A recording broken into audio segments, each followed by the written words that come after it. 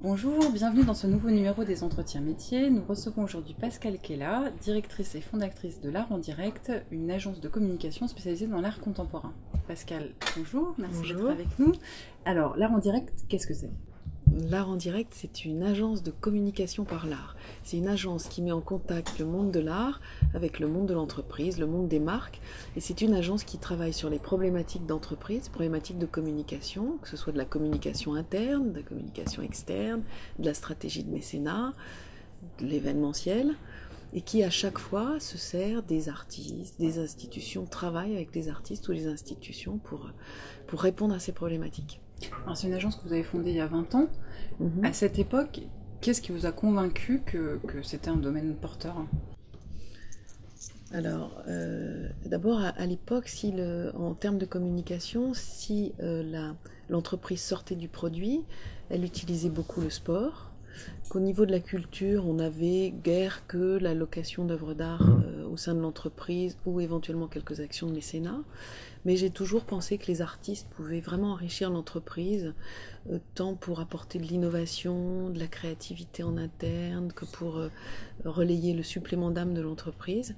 Et je pensais qu'il y avait vraiment d'autres terrains sur lesquels on pouvait jouer que la location d'œuvres d'art ou le mécénat à l'époque. Alors aujourd'hui, je crois qu'il y a une nouveauté un petit peu pour l'Art en Direct. Vous avez ouvert un lieu d'exposition, racontez-nous un petit peu. Oui, on a déménagé au Palais Royal là en début d'année, et puis on avait ce lieu qui pouvait être un lieu ouvert au public, et on s'est dit finalement la meilleure chose à faire, c'est peut-être de montrer ce qu'on sait faire depuis 20 ans, de montrer les expériences entre les marques et le monde de l'art.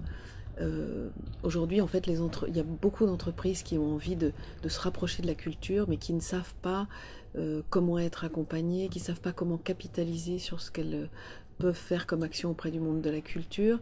Et je pense que c'était important de travailler sur l'exemple. Donc en fait, ce lieu va être un lieu non commercial, et on va inviter une fois par mois ou une fois tous les 2 mois une entreprise, client ou pas de l'Art en Direct d'ailleurs, dont l'action avec le monde de l'art nous paraît exemplaire.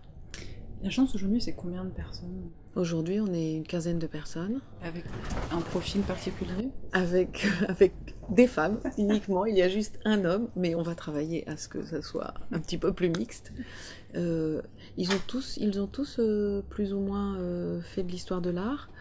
Et ils ont tous fait de l'histoire de l'art et ensuite des études un peu plus généralistes, soit de commerce, soit de droit, Et ils ont tous, je crois, aussi cette envie de garder un pied dans leur passion et en même temps d'être dans la vie économique de l'entreprise. Donc voilà, notre métier apporte cela.